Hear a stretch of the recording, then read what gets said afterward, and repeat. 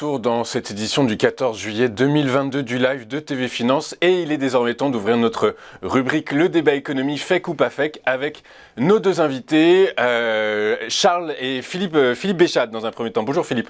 Bonjour à tous. Bonjour, merci beaucoup d'être avec nous ce matin. Je rappelle que vous êtes rédacteur en chef de La Bourse au quotidien et en face de vous nous avons Charles Sana. Bonjour Charles.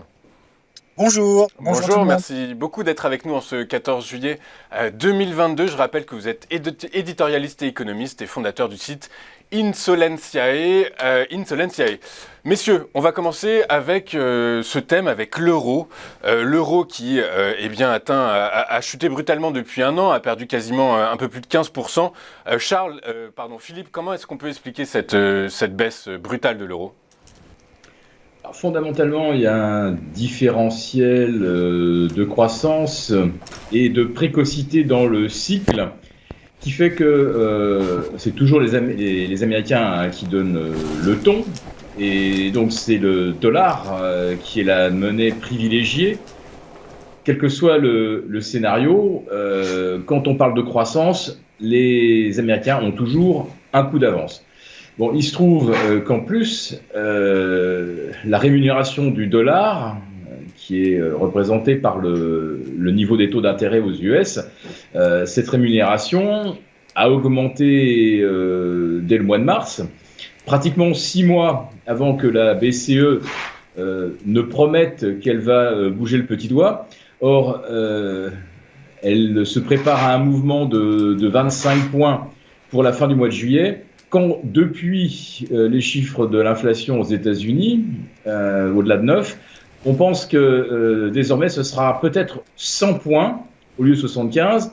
Et 100 points, c'est pas un fantasme, c'est exactement ce que la Banque centrale du Canada a fait le mercredi 13. Ouais. Voilà.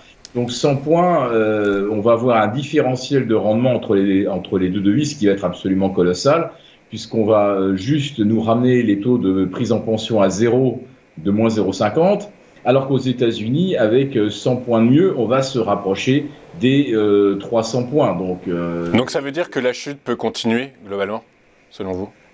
La chute continuera tant qu'on aura d'abord cette grande différence de rémunération entre les deux, et si jamais un des pays doit relancer sa croissance et en détendant fortement les taux, ce sera les États-Unis. Donc, à nouveau, on anticipera que ça va repartir aux États-Unis, quand bien même leur taux directeur serait à 250 points et nous, à moins de 100 points.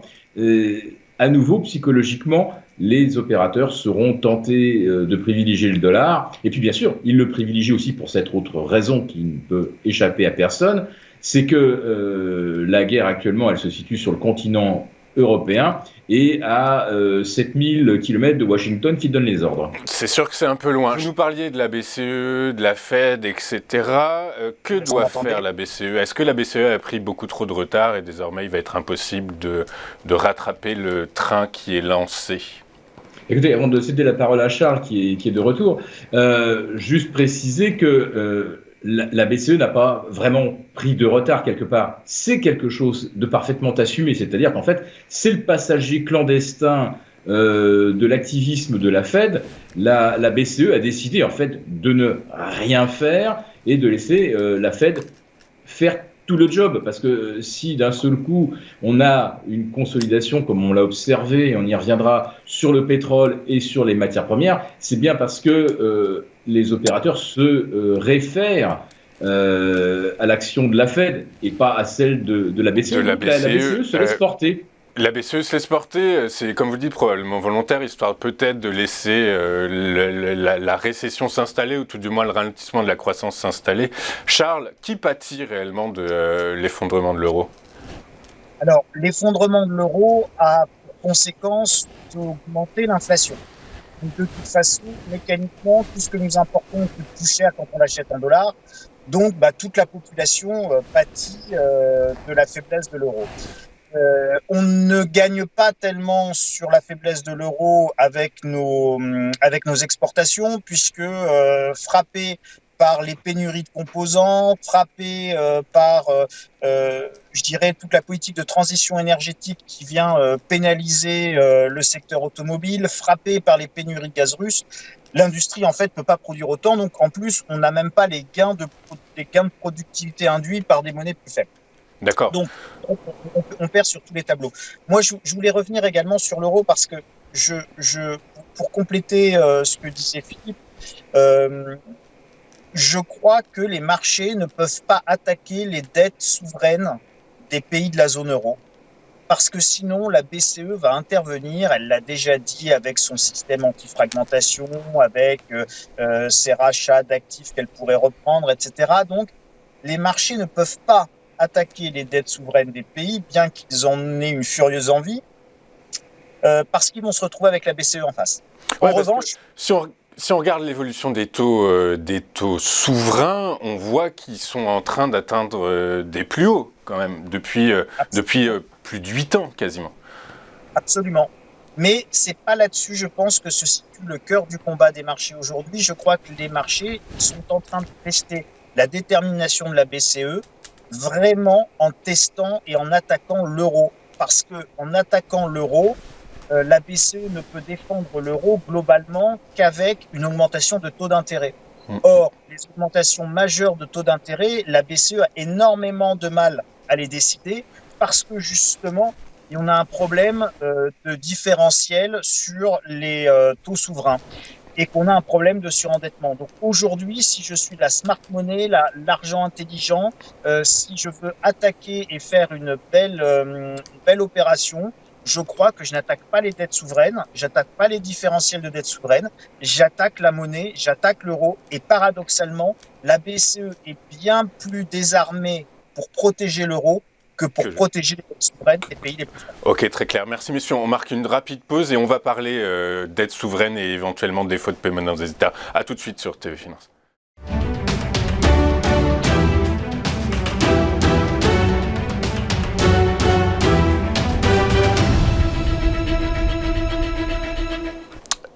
Nous sommes de retour dans notre interview écho avec nos deux invités, Philippe Béchade et Charles Sana.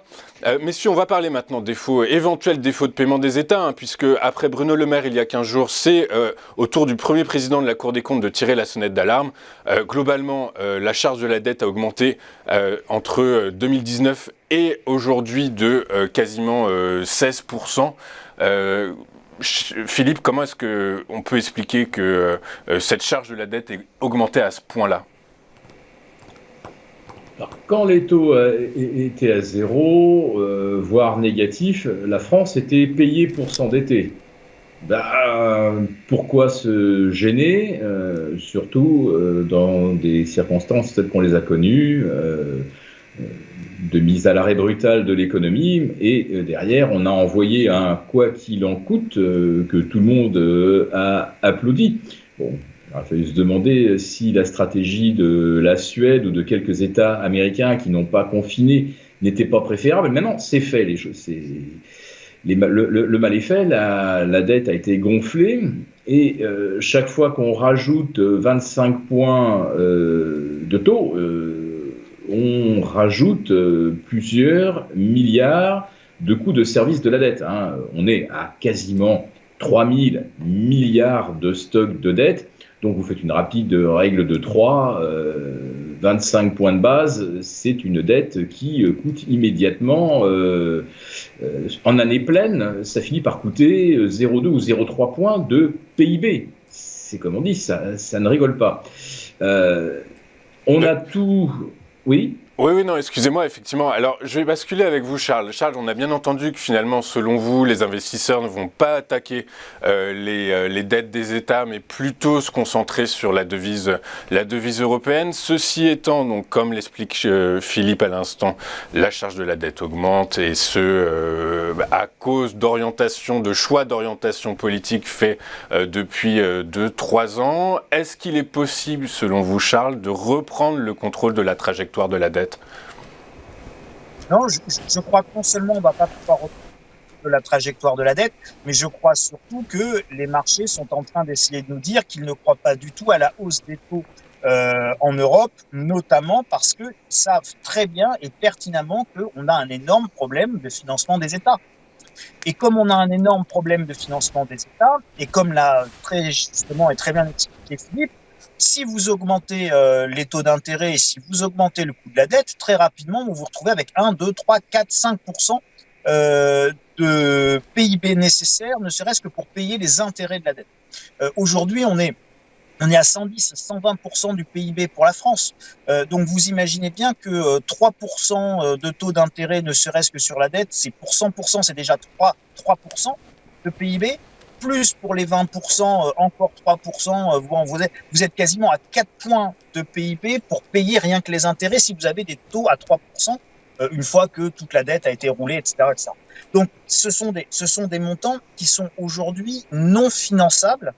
Il faut avoir idée quand même du budget. Je vous donne juste quelques chiffres qui sont passionnants. Vous pouvez tous taper projet de loi de finances rectificative, le PLFR. Et donc, vous aurez ces chiffres, c'est en page 14. Vous vous rendrez compte que les recettes de l'État, c'est 315 milliards.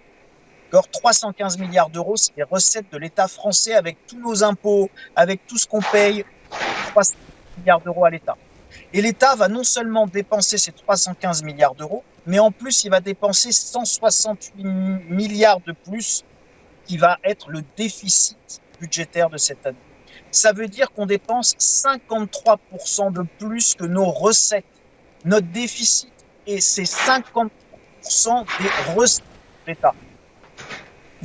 Vous êtes à un niveau où, de toute manière, on ne peut plus reprendre le contrôle des finances publiques. Et si on voulait reprendre le contrôle des finances publiques, il faut bien avoir ça en tête, c'est que les conséquences d'une politique d'austérité nécessaire pour reprendre le contrôle des finances publiques, ou les conséquences de la faillite de notre pays, c'est sensiblement les mêmes.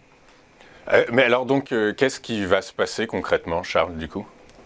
Eh bien, qu'est-ce qui va se passer ? Je ne sais pas, je ne suis pas devin, mais on peut avoir un scénario ou une réflexion autour du fait que les marchés vont continuer à appuyer sur l'euro selon ce principe que la BCE ne pourra pas augmenter significativement les taux d'intérêt. Donc, comme le disait Philippe, l'écart entre les États-Unis et l'Europe va continuer à se creuser sur le rendement de la monnaie. La guerre va continuer à se dérouler sur le sol européen et à préserver le sol américain. Donc, on risque tout à fait de voir la chute de l'euro continuer, ce qui va évidemment faire complètement se développer l'inflation qui va se renforcer par ces raisons monétaires. Et donc, l'inflation va s'installer en Europe, l'inflation va être durable. Et de toute façon, il n'y a pas de secret. À partir du moment où vous faites du déficit budgétaire, à partir du moment où vous faites de la dette, à partir du moment où vous ne pouvez plus la financer, et à partir du moment où vous faites des taux d'intérêt bas, eh bien, à un moment donné, vous avez un problème monétaire. Et ce problème monétaire, eh bien, il se matérialise par la baisse de votre monnaie, par la chute de votre monnaie par rapport aux autres monnaies. Et il se matérialise par une inflation de plus en plus importante qui vient éroder le pouvoir d'achat de votre monnaie. Exactement, pouvoir d'achat dont on va parler dans un instant. À tout de suite sur TV Finance.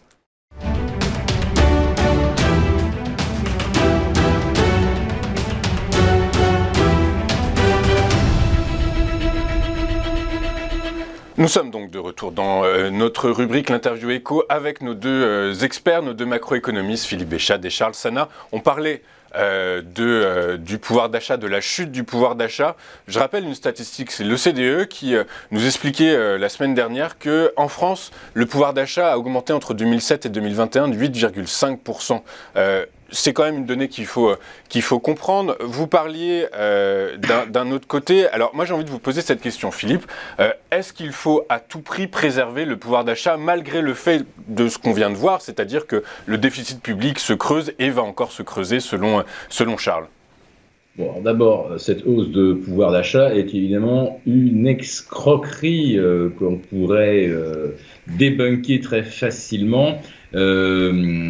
D'abord, en se référant au Shadowstat qui recalcule l'inflation sur la base d'un panier où l'immobilier, par exemple, le coût de l'immobilier, le coût du logement, serait pondéré à hauteur de son poids dans le budget des ménages, à 30%, 35% et non pas 7 ou 8%.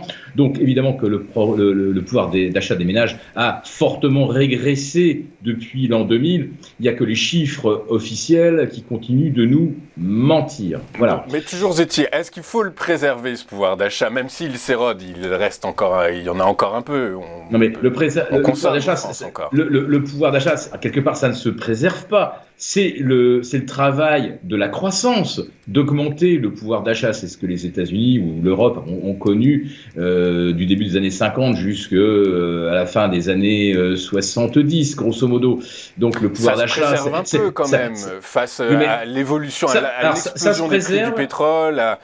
Il faut bien préserver ce pouvoir d'achat. Ça a du sens, le terme préservation a du sens. Oui, mais à ce moment-là, ça veut dire que c'est l'État qui décide. À ce moment-là, qui préserve le pouvoir d'achat, c'était l'Union soviétique, c'est la Chine. Donc, je reviens à l'exemple des années 50 à 70, il n'y avait personne qui préservait le pouvoir d'achat. Il se préservait bien tout seul via la croissance. Alors là, ce qui nous arrive cette année, c'est on va se prendre la double peine. L'année dernière, rappelez-vous que le pouvoir d'achat de l'État aussi a augmenté grâce à la hausse des impôts augmenté du rebond spectaculaire de la croissance.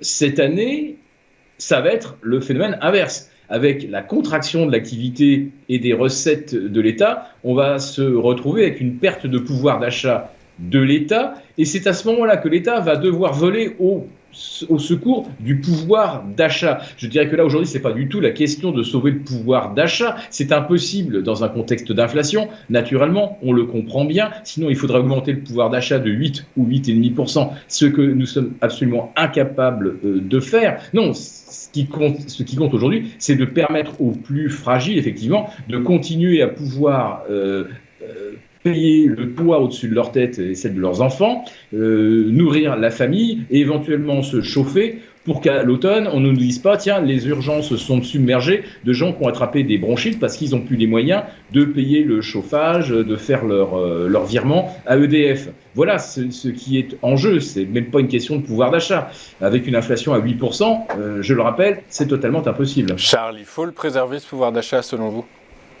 Alors, je ne peux qu'aller dans le sens de Philippe quand il vous dit ce qui est en jeu aujourd'hui, c'est pas de préserver le pouvoir d'achat, c'est d'aider les gens qui sont frappés de plein fouet par les augmentations de prix. Et Philippe a entièrement raison d'insister exactement là-dessus sur, je dirais, la dignité et le confort de base et de pouvoir se chauffer et s'alimenter.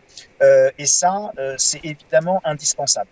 Une fois qu'on a parlé de ça et de dire il faut absolument aider les plus fragiles parmi nous financièrement, et ça, c'est bien de voir le gouvernement s'orienter là-dessus parce que de toute façon, il ne pourra pas aider tout le monde. Bon, voilà. Et pourquoi il ne pourra pas aider tout le monde ? Parce que quand Philippe vous disait ceux qui préservent le pouvoir d'achat, c'est l'Union soviétique. Mais c'est extrêmement juste. Qu'est-ce qui fait qu'aujourd'hui, vous ayez de l'inflation et donc un problème de pouvoir d'achat ? Le pouvoir d'achat, c'est la conséquence de la situation. C'est pas le début du problème. C'est la conséquence de tous les problèmes que nous avons. Nous sommes incapables de régler. Si vous voulez diminuer le prix du gaz et faire en sorte qu'il y ait du gaz, il faut faire la paix avec la Russie. Je vous dis pas c'est bien, c'est mal, Poutine il est gentil, il est méchant, c'est pas le sujet. Je vous dis juste techniquement, si vous voulez régler le problème de l'inflation du prix du gaz, alors faites venir du gaz. Tant que vous ne ferez pas venir de gaz, vous aurez un problème sur le prix du gaz et donc vous aurez un problème d'inflation. C'est très clair. C'est très clair, mais d'un autre côté, aujourd'hui, on est un peu dans une économie de guerre, donc il faut se préparer finalement par la force des choses à ces coupures, à ces legs, à ces ruptures d'approvisionnement et donc à ces hausses de prix. C'est un peu mécanique, en fait, il faut juste préparer les esprits à ça. J'essaie de répondre à votre question qui est comment préserver le pouvoir d'achat. Et je vous dis que pour préserver le pouvoir d'achat, il faut s'attaquer aux causes qui viennent éroder le pouvoir d'achat. Et les causes qui viennent éroder le pouvoir d'achat, c'est les prix de l'énergie, la baisse de l'euro à cause de l'endettement des États. Donc, tant que vous avez des facteurs d'endettement des États qui empêchent la hausse des taux d'intérêt et donc la hausse de l'euro, et donc qui nous entraînent dans des problèmes monétaires de valeur de notre monnaie, eh ben, votre pouvoir d'achat de la monnaie, il diminue. Tant que vous avez des problèmes d'approvisionnement en énergie, votre énergie, elle augmente et donc ça vient amoindrir votre pouvoir d'achat. Donc le pouvoir d'achat, aujourd'hui, il va continuer à être victime de la situation parce qu'aujourd'hui, toutes les causes perdurent. Toutes les causes à la baisse du pouvoir d'achat perdurent. Et encore une fois, je ne dis pas faut préparer, pas préparer, dire aux gens de mettre des pulls, pas des pulls, etc. Moi, je peux vous dire que dans la zone gilet jaune dans laquelle j'habite, ça fait déjà des années que les gens se chauffent à 15 degrés, voire ne se chauffent pas du tout. Donc, si vous voulez, c'est pas quelque chose de nouveau et la précarité énergétique, elle est bien plus importante que ce que l'on peut imaginer dans notre pays. Alors, je vous entends bien, Charles, et on va aborder ce sujet justement de la précarité énergétique juste après. Je veux revenir sur ce que vous dites tous les deux, messieurs.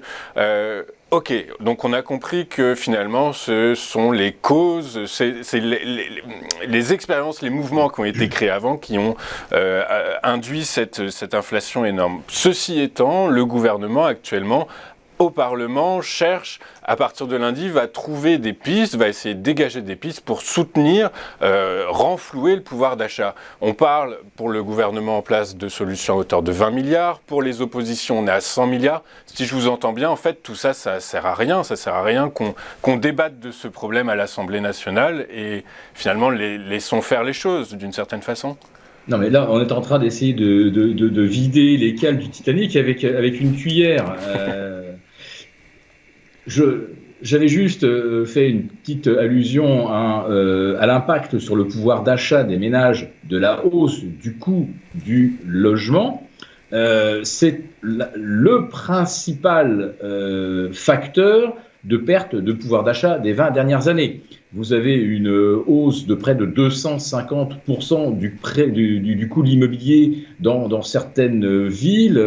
Sur les 5 dernières années, vous prenez des villes comme Bordeaux, Rennes, même Le Mans, hein, où le mètre carré n'est pas cher. En l'espace de 5 ans, les acheteurs ont perdu l'équivalent de 2 chambres. Pour vous dire, la hausse du prix dans les villes. À aucun moment, les salaires n'ont jamais progressé au même rythme. C'est l'éléphant dans le corridor et on continue de faire comme s'il n'existait pas, ou on est en train de se concentrer sur le trèfle à 4 feuilles qui est entre ses pattes avant. Donc c'est quelque chose d'assez hallucinant. Et là, avec la remontée des taux, on va encore ralentir les achats d'immobilier, la production d'immobilier, donc le cycle de renchérissement de l'immobilier ne va même pas s'arrêter avec l'inflation. Enfin, c'est quelque chose d'assez hallucinant. Et le gouvernement pense que c'est tellement important, cette histoire de l'immobilier et du logement, qu'il n'avait nommé aucun ministre, ni même sous-ministre, ni même sous-secrétaire d'État, dont le logement faisait partie de son portefeuille. De son portefeuille, voilà. De ses priorités. On marque une pause et juste après on continue. Voilà. On va essayer d'anticiper, de comprendre les conséquences de cette érosion du pouvoir d'achat. À tout de suite sur TF1.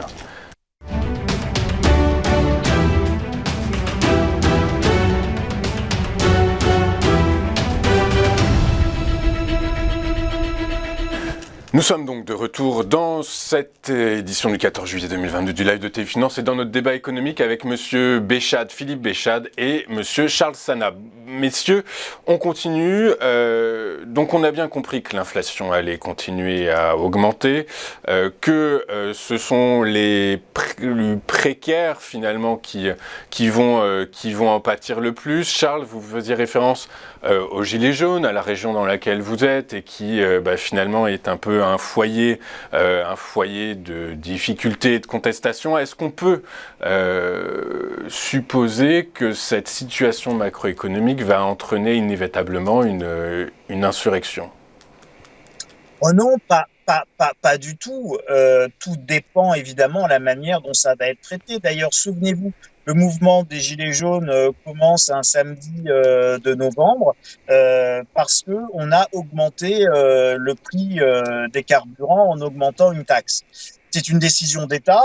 L'État n'était pas obligé d'augmenter cette taxe. Il n'était pas obligé d'augmenter les prix des carburants.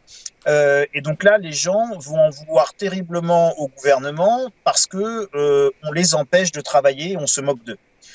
Quand le prix des carburants va augmenter parce qu'il y a des problèmes avec Poutine, parce qu'il y a la guerre, les gens vont pas sortir dans la rue en cassant les vitrines et en mettant le feu à l'ambassade de Russie.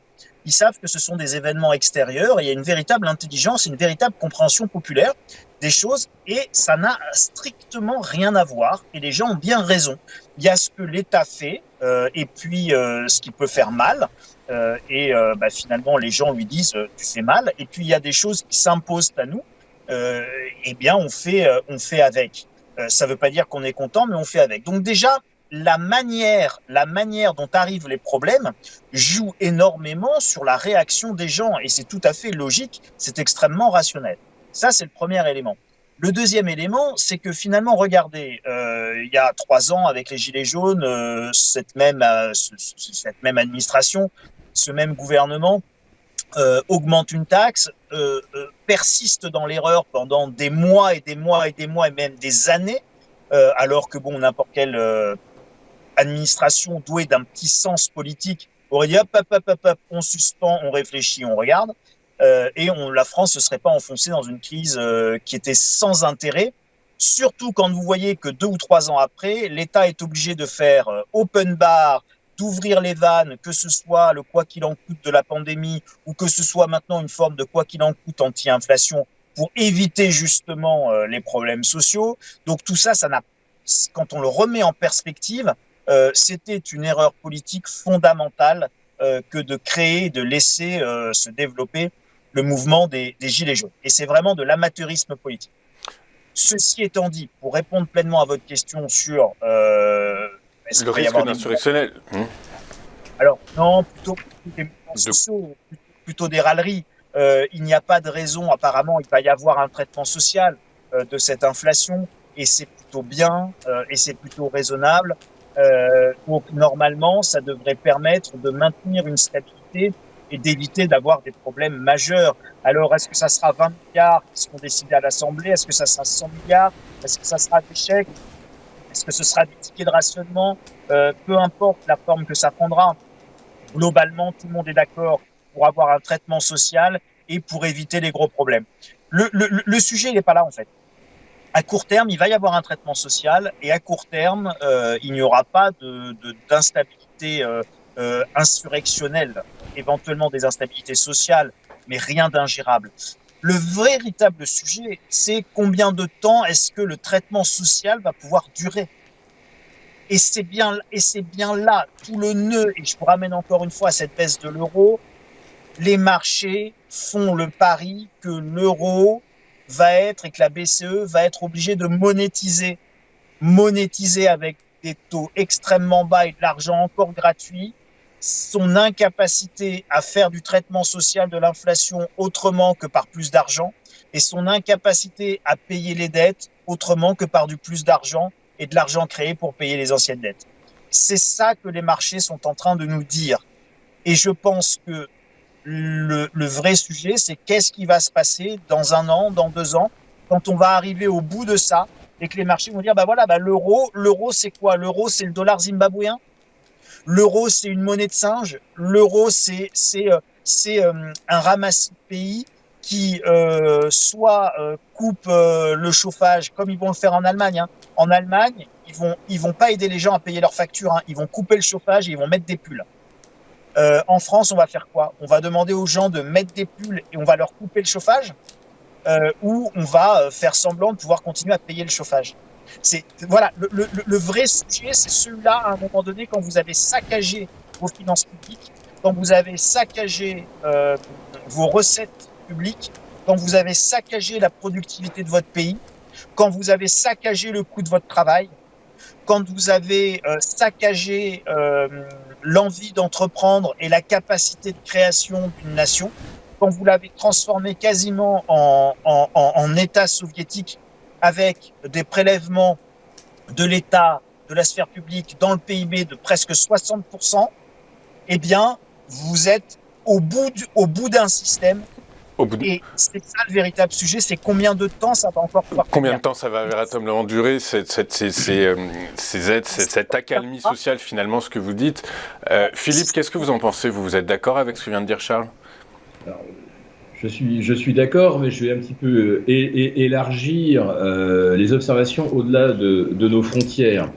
Les Pays-Bas sont depuis presque 10 jours maintenant dans une situation quasi insurrectionnelle, avec des manifestations d'agriculteurs, notamment éleveurs et producteurs céréaliers, parce que le gouvernement, appliquant une des directives de Bruxelles, enfin de l'UE, décide qu'on doit utiliser moins d'engrais. Alors, ils n'ont même pas besoin de le décider parce que avec une tonne d'engrais passée de 200 à 850 $ la tonne, déjà, les agriculteurs vont être un petit peu obligés d'en utiliser moins. Par contre, ce qui a mis le feu aux poudres, c'est qu'en plus de ça, l'État néerlandais a voulu également réduire le nombre d'élevages bovins, production de lait, etc. Donc, la moindre étincelle, la moindre maladresse politique, ou parce que le gouvernement néerlandais a voulu se faire bien voir de l'UE, ça a mis le pays là carrément à l'arrêt. Beaucoup de supermarchés sont vides, il n'y a plus de nourriture dans les rayons, il n'y a plus de produits frais, il n'y a plus rien. Évidemment, on n'en entend pas du tout parler ici, mais je peux vous assurer qu'aux Pays-Bas, il n'y a pas que la moutarde qui manque, il y a tout le reste, hein. Il manque la salade qui va avec, il manque les légumes, etc. En Italie, là aussi, on n'entend pas parler, mais depuis avant-hier, l'affaire des Uber Files a mis des dizaines de milliers d'Italiens dans la rue. Les chauffeurs de taxi, notamment, étaient hier devant le Parlement et scandaient dans la rue Draghi descend ou c'est nous qui allons monter. Vous n'entendez parler de rien dans nos médias, mais je peux vous assurer que partout en Europe, il y a des foyers de protestation et que la moindre maladresse peut transformer, comme on dit là, on est en période de sécheresse, eh bien la moindre étincelle peut complètement embraser le maquis. Mettre le feu. Voilà. On marque une dernière pause et juste après, on va parler de ces pénuries dont vous venez de faire référence. À tout de suite.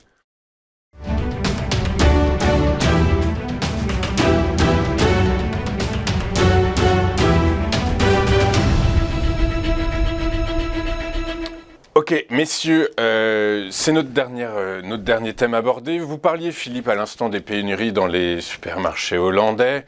Est-ce que, selon vous, les aides votées, voulues et proposées par les différents gouvernements, et le gouvernement français en particulier, sont d'une utilité particulière contre ces pénuries ? Alors, je vais répondre de façon paradoxale, mais en fait, plus vous mettez d'argent du côté de la demande, plus vous créez de pénuries du côté de l'offre. De la moutarde, la Banque centrale est incapable d'en imprimer. Du gaz, la Banque centrale est incapable d'en mettre un atome dans un gazoduc. Ce que l'on consomme, ça ne s'imprime pas. L'une des principales pénuries qui n'est pas résolue à ce jour, et là aussi il y a eu des erreurs d'anticipation, c'était que théoriquement les pénuries de pièces et semi-conducteurs devaient être résolues au début de l'année 2023. On commence à comprendre, quand on écoute Carlos Tavares ou d'autres géants de l'automobile, en Allemagne, chez Daimler, ou si vous écoutez ce que nous disent également les experts chez Ford, les pénuries de pièces risquent de perdurer jusqu'au printemps 2023. Qu'est-ce que ça veut dire, ces pénuries de pièces? Ça veut dire du chômage technique dans les usines. Le chômage technique dans les usines, ça veut dire des salariés qui touchent 60, 65, 70% de leur salaire. Quand déjà les gens ont du mal à régler leur facture de chauffage, vous comprenez que là aussi, on va au-devant de graves problèmes parce que ces pénuries de pièces, vous pouvez imprimer autant d'argent, ça ne résout pas le problème. Si la Chine ne nous envoie pas de conteneurs, eh bien, nous n'avons pas de quoi travailler. Donc, ces histoires de pénurie sont très complexes et voilà, c'était l'aboutissement en fait de notre déroulé. C'est qu'on arrive à un moment où même plus d'argent ne permet pas de remettre de la moutarde dans les rayons, de construire plus de véhicules hybrides ou full électriques. De toute façon, les véhicules full électriques, on a bien compris qu'en Allemagne cet hiver, ils vont être alimentés, quand on va les recharger la nuit, ils vont être rechargés à 55% avec de l'énergie produite au charbon. Parce qu'il y a pénurie de gaz et il y a pénurie d'électricité avec nos centrales nucléaires. Il y a un réacteur sur deux qui est à l'arrêt. Autrement dit, une Tesla sur deux, en fin 2022 et début de 2023, roulera 100% au charbon. Voilà. Mais donc et ça, l'électricité, ça ne s'imprime pas. Effectivement, et c'est difficile à stocker. Charles, de quoi on va manquer cet hiver? Vous parliez du pétrole et du gaz. Est-ce qu'on va donc effectivement on va en manquer? Est-ce qu'il faut s'attendre à ce que les prix continuent à augmenter du coup et quels sont les autres secteurs d'activité qui risquent d'être à la peine cet hiver? C'est très difficile de prévoir avec certitude quels sont les secteurs qui seront les plus touchés et si on va retrouver de la moutarde, mais qu'on va à ce moment-là se mettre à manquer de produits laitiers, par exemple. Je pense que l'une des prochaines crises va toucher les produits laitiers. Philippe parlait de ce qui se passait sur les élevages en Hollande. Vous voyez bien ce que je vous disais tout à l'heure sur les gilets jaunes, les effets d'une mauvaise décision gouvernementale par rapport aux effets d'une crise internationale. Philippe, vous parlez du prix des engrais. Quand le prix de la tonne passe de 200 à 800 euros le prix de la tonne, les agriculteurs hollandais ne sont pas avec leurs tracteurs dans les centres-villes. Quand l'État décide de leur dire maintenant vous utilisez plus ça et puis ça va faire que vous allez devoir baisser vos élevages de 30 ou 40% et que vous allez mettre la clé sous la porte, là les gens sortent parce que cette décision, l'État hollandais pouvait ne pas la prendre. Donc vous voyez bien déjà le différentiel dans ce qu'il se passe et dans la réaction des gens. Pour en revenir sur votre sujet sur les pénuries. Sur les pénuries, justement, on a un énorme problème au niveau des élevages, on a un énorme problème au niveau du fait de nourrir les animaux. Ça coûte extrêmement cher. Le prix du lait, par exemple, n'augmente pas. On parle en termes écologiques et de transition de réduire de toute façon l'impact carbone de l'élevage, de la viande, etc. Ça veut dire de moins en moins d'animaux, ça veut dire de moins en moins de produits laitiers, et ça veut dire que toute la filière agro-industrielle autour des produits laitiers va être touchée. Donc évidemment, le premier truc qui vient en tête, c'est Danone. Imaginez Danone sans du lait.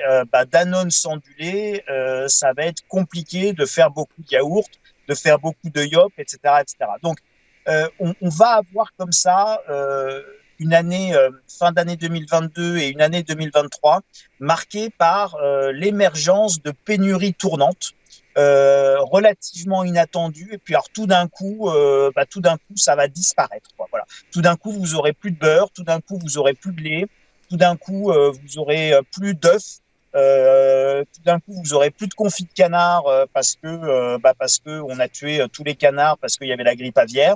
Et donc on va avoir comme ça des espèces de pénuries tournantes liées aussi au fait que nous avons atteint les limites d'un système productif, les limites d'un système logistique qui est basé sur une énergie abondante et pas chère. Et quand vous avez une énergie abondante et pas chère, vous avez un système économique qui peut tourner parce qu'en réalité, le système économique ne paye ni le prix de l'énergie réelle, ni le prix de la pollution, ni le prix en fait des ressources et des matières premières. Les ressources que l'on prend dans la terre, quasiment, on les prend gratuitement. Et donc tout ça, nous avons atteint une espèce de limite à ça. Rajouter à ça également que nous atteignons les limites de la mondialisation. La mondialisation a été très déflationniste pendant 30 ans, puisqu'on produisait de moins en moins cher dans des pays à bas coût, jusqu'au jour où, comme on a tout délocalisé, on n'a plus d'usines ici et toutes nos usines sont là-bas. Ça veut dire que là-bas, ils ont toutes les capacités de production, ils ont toutes les capacités d'achat. Donc, ils font les prix à l'achat sur les marchés internationaux et donc, ils font les prix à la production après. Et donc, un pays comme la Chine veut augmenter la valeur ajoutée qu'il prend sur la chaîne de valeur internationale. Et c'est normal. Et c'est normal. Et donc tout ça, ce sont des grandes négociations internationales de partage de la valeur ajoutée. Et donc la mondialisation est passée de phénomène déflationniste à un phénomène très inflationniste. Ajoutez à cela la solvabilisation de centaines de millions de personnes à travers la planète, et vous atteignez les limites de production de la planète. Et ce que dit Philippe est extrêmement juste. Vous ne pouvez pas produire quelque chose juste en injectant de la monnaie. Juste en injectant de la monnaie. Pardon, vous n'avez pas entendu, Charles, vous disiez. C'est le grand retour du réel. Le grand retour du réel. Dernière question, messieurs, il nous reste 30 secondes chacun. Dans ce changement de paradigme, qui est effectivement de paradigme économique, qui est effectivement assez clair, messieurs, est-ce que vous auriez des conseils de secteurs d'activité dans lesquels il faudrait plutôt investir que d'autres? Charles? Pardon. Alors Philippe, excusez-moi. Bien. Alors ceux qui me suivent, qui sont abonnés à certaines de mes lettres, savent que depuis le printemps 2021, je pense que l'achat de matières premières et d'énergie, c'est un trade de 10 ans. C'est-à-dire qu'on est parti sur 10 ans de hausse, bien qu'il faille envisager des corrections de 20 ou 25%, c'est ce qu'on vient d'avoir d'ailleurs sur le pétrole. Je regardais ce matin le prix des céréales, on a une chute de 25 à 30% du prix du blé, du maïs, alors que la récolte, les moissons viennent juste de commencer. Donc c'est juste de la spéculation et elle se dégonfle, mais elle se regonflera. Idem pour les matières premières qui, pendant 40 ans, ont perdu du terrain. Un panier de matières premières, c'était équivalent à une unité de Dow Jones, ou on va dire prenez une unité Dow Jones de 1980 et prenez une unité de matières premières qui avait la même valeur. Aujourd'hui, l'unité Dow Jones vaut 15 fois l'unité de matières premières. Donc, soit le Dow Jones rebaisse, soit les matières premières vont continuer évidemment de monter. Et alors, en ce qui concerne donc les pénuries, là, pour savoir laquelle va nous tomber dessus, il suffit en fait de regarder le 20 heures. Il suffit qu'un journaliste avec l'arrêt bien sur le côté vienne vous dire va-t-on manquer de beurre d'ici le mois de novembre? Manquera-t-on de crème dessert pour Noël? Et vous allez voir, dans les heures qui viennent, les rayons se vider de beurre, de crème dessert, et immédiatement, vous aurez, par effet d'entraînement et autorisateur, vous aurez des pénuries de tout. Là, ça veut dire qu'il faut également que nos médias fassent très attention à ne pas faire du sensationnalisme ou à ne pas essayer de nous alerter, ne serait-ce que pour faire le buzz, avec ce qui risque de manquer. Donc moi, mon trade, évidemment, mon trade sur le moyen long terme, alors c'est pas les commodities, jamais je ne recommanderais de spéculer sur le blé, le maïs, etc., ou sur les denrées alimentaires, mais très clairement, la transition énergétique et le zéro véhicule thermique d'ici 2035, il est évident que nous ne savons même pas où trouver aujourd'hui tout le cobalt, tout le cuivre, tout le nickel, tout le lithium dont nous aurons besoin pour la transition énergétique. Et je ne parle même pas de ces éoliennes, parce que là, il faut de l'acier et il faut au pied de chaque éolienne 800 tonnes de béton. Et le béton, c'est quoi? C'est du ciment. Et le ciment, eh bien, c'est du calcaire chauffé au gaz. Donc, le coût du pied du mât risque d'atteindre des coûts absolument extraordinaires. Très bien, merci Philippe. Charles, vous voulez ajouter quelque chose? Oui, moi, le seul placement que je recommanderais, c'est un placement monétaire. C'est-à-dire qu'à partir du moment où l'euro va pas bien, eh bien, vous pouvez vous pencher sur le fait d'acheter de dollars pour évidemment prendre la hausse du dollar et éviter la baisse de l'euro. Donc, vous pouvez essayer de vous positionner un petit peu hors euro. Et puis, vous pouvez également acheter des métaux précieux et notamment de l'or parce que, eh bien, quand on a un problème monétaire, l'or reste toujours la valeur.